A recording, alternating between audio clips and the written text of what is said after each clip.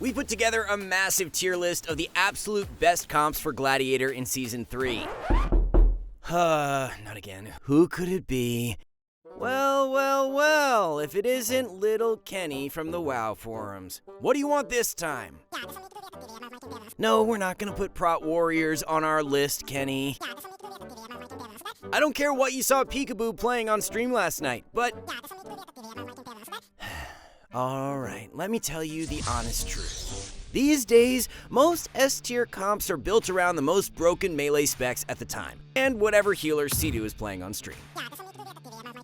Yes, you're absolutely right. A cutting-edge comp can only get you so far. What you really need are the proven strategies, which we've packed into hundreds of arena commentaries from some insanely good players available only at skillcap.com. Just select the spec you want to learn and then find the matchup you struggle with. Our team of pro players will guide you step by step through your hardest counters while pointing out common mistakes in real time and teaching you secret tricks you wish you'd learned earlier. SkillCap members also get instant access to hundreds of videos including class courses, role tips, positioning guides, and a brand new course that teaches you how to counter every class in the game. We've also rolled out brand new updates to the SkillCap add-on, which gives you the #1 PvP UI with the click of a button. Best of all, everything we offer is backed up by a rank up guarantee. If you don't gain at least 400 rating while using our service, you'll get a full refund, no questions asked. Alright, let's start by looking at the absolute best DPS in the bracket. That's right, in typical fashion, the strongest comps in the season will be built around the best melee. Demon Hunters provide everything a comp would ever need, having a strong mortal strike, great sustained damage, phenomenal utility, and a solid defensive kit. Pairing up with an elemental shaman or balanced druid is going to be your best bet, as both of these casters also provide insane damage output with a mix of CC and utility of their own. Now, normally the S tiers only include Mortal Strike Andes, but as it turns out, being the most overpowered spec in the game that can support an MS Andy is a pretty good perk too. Ret Paladins are sort of the defensive Swiss Army knife in Season 3. With the meta being so relentlessly fast, having tools like Bop and Lay on Hands are extremely useful. And when you're able to provide freedom to one of the other high-tier melee, especially Warriors and Demon Hunters, you have a Gladiator-ready comp. Once again, we promised we would never do this, but we have a few wizards on the rare A+ tier. First up is Elemental Shaman, which hasn't quite caught on in solo shuffle, but is absolutely tearing it up at the top end of the 3v3 ladder, especially on EU. Just like last season, Ellie is the perfect support spec for any high-tier melee, and there's an argument to be made that Ellie DH is the best ladder grinding comp in the game right now. Balanced Druid is also up there in the A+ tier, but is slightly more restricted on comp options. The common theme of any successful Boomkin comp in this day and age is to have a melee with multiple stuns and a Preservation Evoker who can pump out HPS as you soak interrupts. Right now, DH and Outlaw Rogues are going to be your preferred partners as a Balanced Druid in 3v3. Now let's look at the remaining DPS who've landed on the high tiers this season. This is where we will find all three Hunter specs, which are all doing insane damage and share a lot in common with their best comps. As any Hunter spec, you are safe playing with a Ret Paladin, Unholy DK, or Devastation Evoker of all things. And if you're lucky enough to find a good Feral Druid, then Jungle Cleave is also on the table. As for healers, Priests and Preservation Evokers generally work the best since they provide the most consistent CC synergy.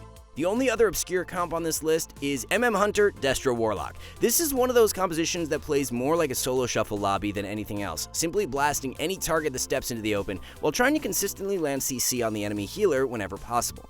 Next up, we have Warriors, and sorry Kenny, we're not including Protection. As per usual, one of your best comps as a Warrior will be pairing up with a Ret Paladin. Even when Ret Paladins aren't god tier, this is always the ace up any Warrior's sleeve, since having the additional support of Blessing of Freedom gives you the much needed uptime to make this comp work. Add in a Preservation Evoker who can rescue you out of roots and reset your mobility CDs, and you have an insanely strong comp for grinding the ladder. But if you want to take things slow, good old Thunder Cleave will work too. Just be sure to play with a Holy Paladin.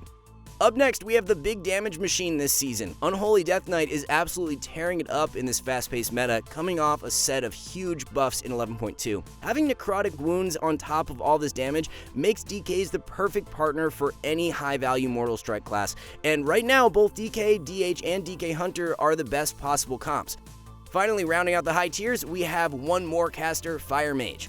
Now, this might seem like a hot take to some, no pun intended, but Fire is arguably the best mage spec in 3v3 after the recent gutting to Arcane. Right now, Fire Mages are doing insane damage during their cooldown windows, but need to be enabled by a melee with multiple stuns, which, you guessed it, means RMP or FMP are the best compositions.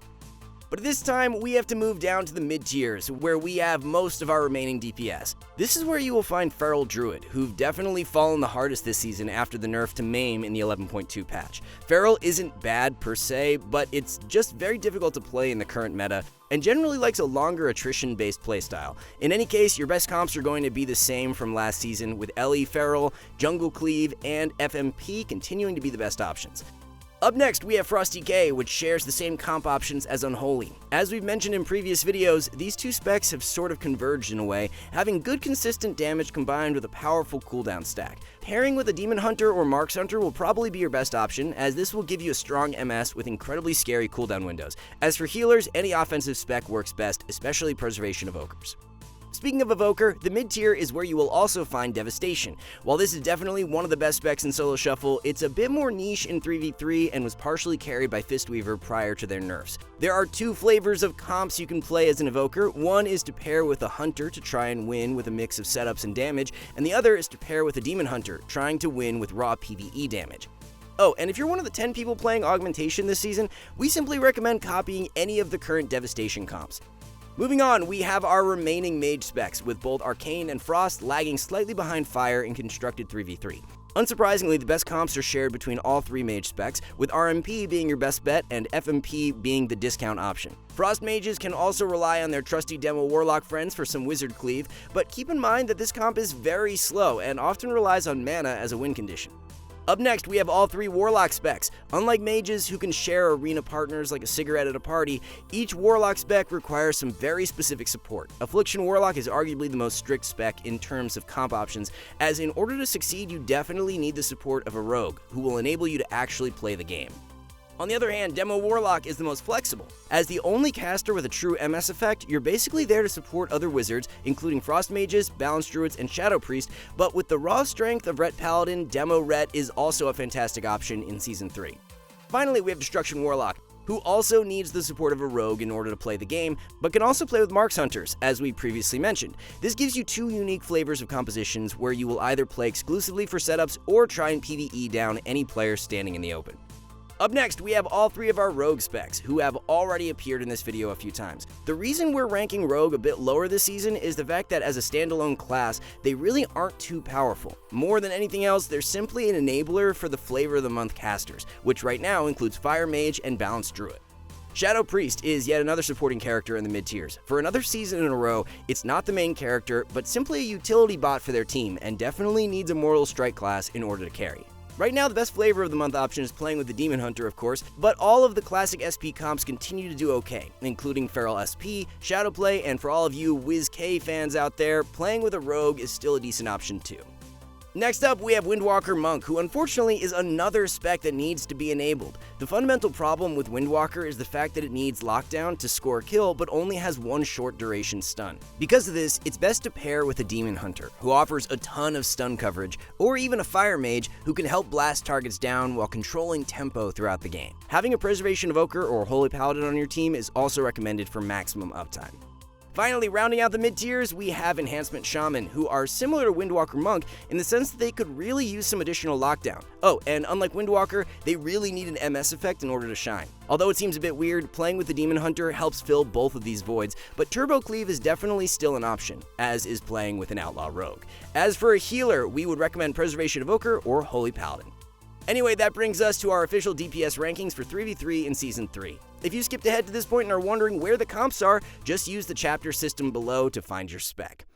And as far as healers are concerned, these are the current rankings going into the mid-season. Preservation Evokers are currently the most competitive option thanks to their insane damage output and their passive synergy with some of the high-tier DPS, but definitely don't sleep on Priest. For the most part, Discipline and Holy are interchangeable, but as of writing this, Void Weaver Disc Priest is looking very solid. And just like Evoker, is able to put out some insane damage output. Noticing any trends here? For the most part, every other healer is pretty solid, but simply lacks the offensive strength of Preservation Evoker or Priest.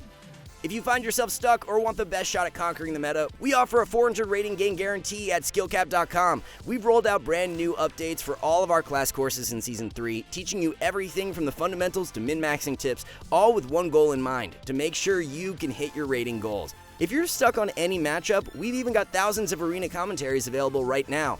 Every Skill Cap member even gets premium Discord perks, including access to our Ask a Pro channel where you can get personalized help from an expert player. And for a limited time, members even get one free VOD review per month, which is one of the fastest ways to improve. Everything is backed up by a rating gain guarantee, where we promise that you will rank up while using our guides. So what are you waiting for? Get the rating you've always wanted by visiting the links below. As always, we want to thank you all for watching. See you soon.